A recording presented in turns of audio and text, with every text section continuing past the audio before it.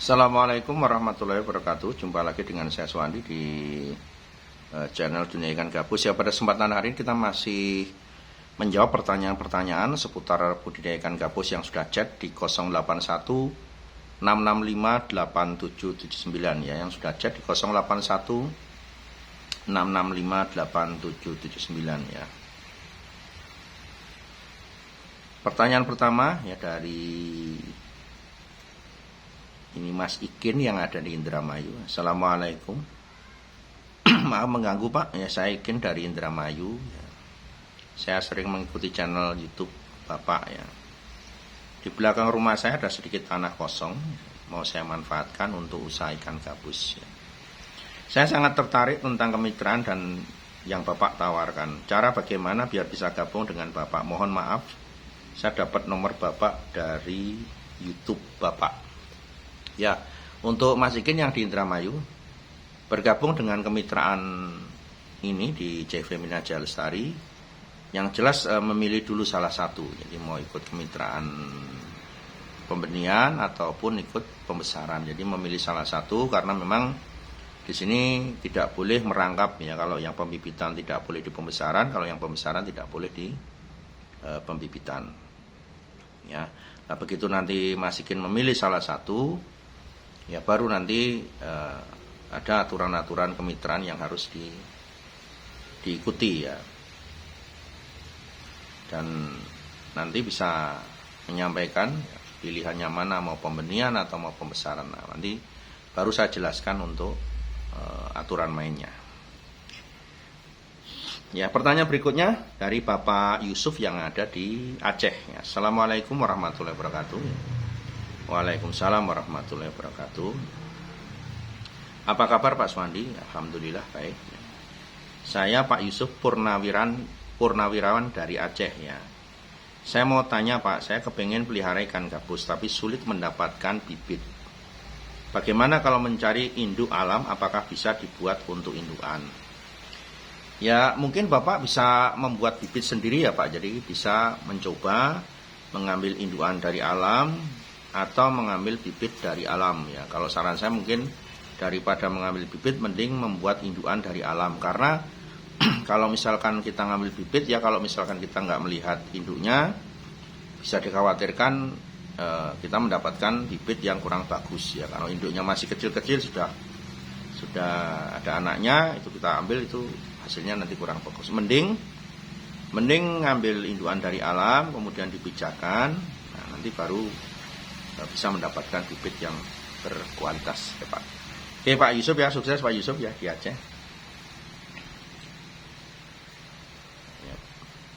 Berikutnya ini dari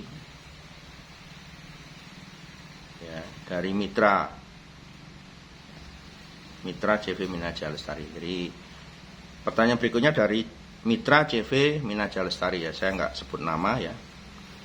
Pak, mohon ditanggapi Pak, itu orang-orang yang pada komentar negatif di Facebook Pak tentang Pak Suwandi ya. Karena ada salah satu mitra Bapak yang dari Blitar ini yang mungkin perlu diberikan penjelasan agar tidak timbul salah paham dan timbul fitnah. Karena di situ di medsos Facebook nama Pak Suwandi dicatut dengan berbagai macam hal-hal yang negatif ya. Mohon diberikan klarifikasi dan penjelasan. Baik ya, ini saya nggak sebut nama mitra yang dari Blitar, ini dicantumkan di sini juga ya. Oh ini saya sudah tahu orangnya. Jadi gini Mas, untuk masalah kemitraan pembenihan yang dikatakan macam-macam di Facebook itu, yang penting adalah apa? Saya ingin sampaikan di sini. Nanti akan saya bikin video khusus ya. Jadi khusus untuk mitra inisial M yang ada dari Blitar ya, dari pondok pesantren, itu akan saya bikinkan sebuah video biar tidak timbul salah paham. Karena memang semua rekap sejak komunikasi awal sampai terakhir itu ada semua. Jadi perlu saya luruskan juga, termasuk video-video yang dia sampaikan ada semua, biar tidak timbul fitnah. Karena apa? Saya juga perlu mengklarifikasi bahwa kita berusaha memberikan pelayanan yang terbaik kepada semua mitra. Ya, kalaupun tuh ada yang mungkin kurang sreg atau kurang merasa nyaman atau kurang puas dengan apa yang kami berikan pelayanan, saya akan bikinkan videonya. Nanti ditunggu aja ya, di episode berikutnya saya akan bikin video klarifikasi untuk mitra pembenihan inisial M yang ada di Blitar. Ya, ini yang dari pondok pesantren itu. Ya, ditunggu aja. Gitu. Ya, baik ya. Pertanyaan berikutnya. Assalamualaikum Pak, maaf mengganggu ya, waktunya. Perkenalkan, saya Soleh dari Purwakarta. Izin bertanya, adakah kemitraan di daerah Purwakarta atau sekitarnya? Enggak Pak. Terus bisa enggak saya jual ikan gabus konsumsi ke Pak Suwandi? Terima kasih. Assalamualaikum warahmatullahi wabarakatuh. Untuk Pak Soleh yang ada di Purwakarta, kalau kemitraan di daerah sana, ada beberapa memang yang ikut di pembesaran ya di Purwakarta ya. Ya kalau masalah nanti panen ya bisa nanti dijual kembali ke sini Pak, sesuai dengan ketentuan yang ada di perusahaan. Ya, baik, pertanyaan berikutnya ini dari Dede yang ada di Karawang. Ya. Saya mau bertanya lagi Pak, ya, kenapa buraya ikan gabus saya banyak yang mati? Ya Pak, padahal untuk kolamnya sekarang saya pindahkan ke tempat yang agak panas. Tapi kenapa kok burayanya banyak yang mati? Udah 5 kali mica ikan gabus saya selalu gagal terus untuk pembesaran. Mohon solusinya Pak, saya harus bagaimana biar buraya gabus saya ikannya pada sehat-sehat. Terima kasih. Assalamualaikum warahmatullahi wabarakatuh. Waalaikumsalam warahmatullahi wabarakatuh. Untuk Mas Dede yang ada di Karawang ya, untuk benih mulai buraya yang pada mati. Jadi persiapan untuk pemijahan ataupun pendederan benih yang sudah menetas, yang perlu disiapkan memang pertama kolamnya diusahakan memang dalam kondisi teduh ya, teduh tidak terkena air hujan. Jadi tetap ada payonnya, menggunakan media transparan, menggunakan fiber transparan atau menggunakan plastik UV juga boleh. Yang penting pastikan air hujan tidak masuk ke dalam kolam, tetapi di situ sinar matahari tetap masuk ke dalam kolam, yaitu untuk mengantisipasi keasaman air hujan yang bisa menyebabkan larva banyak yang mati. Kemudian yang kedua, di situ air yang sudah diendapkan untuk pendederan itu sudah minimal 1 minggu sudah mengendapkan. Pastikan menggunakan air sumur, ya, air sumur yang kita gunakan sehari-hari sudah diendapkan.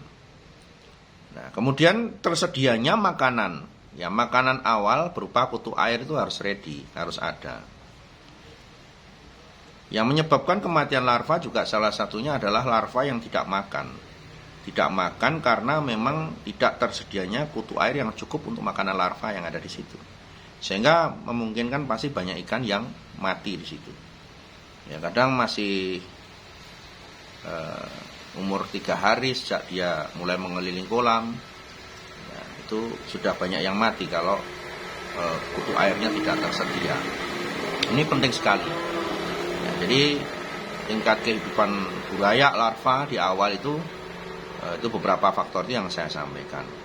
Dan jangan menggunakan pakan alternatif lain selain kutu air. Kadang ada tuh yang larva barusan menetas kemudian dikasih telur kuning, itu justru malah mengotori air, atau mungkin pelet yang dihaluskan ataupun makanan yang lain yang bisa berdampak pada pencemaran air kolam. Jadi itu penting sekali untuk diperhatikan ya. Jangan sampai nanti pencemaran sisa pakan itu bisa menyebabkan kematian pada larva. Ya, kemudian di situ pastikan sinar matahari yang masuk ke kolam cukup ya. Cukup ya. Dalam arti usahakan jam pagi jam 9 sampai jam 3 sore sinar matahari masuk ya. Ya walaupun melewati plastik UV tadi. Ya, itu berdasarkan pengalaman saya, mudah-mudahan nanti bisa dipraktekkan. Ya, tapi yang paling banyak kematian larva sejak menetas itu biasanya dari sisi pakan. Kemudian ada lagi yang bisa menyebabkan larva mati adalah adanya jentik-jentik nyamuk yang ada di kolam. Ya, jentik-jentik nyamuk yang ada di kolam itu bisa bawaan dari kutu air yang dimasukkan ke kolam, atau bisa memang sejak mengendapkan air itu sudah ada jentik-jentik nyamuk yang ada di kolam. Itu sangat berbahaya sekali dan bisa memangsa larva ikan gabus ya, yang masih berusia 3 hari, 4 hari, kadang yang 1 minggu pun masih bisa diserang oleh serangan jentik-jentik nyamuk. Silakan dicoba, mudah-mudahan bisa berhasil dengan baik.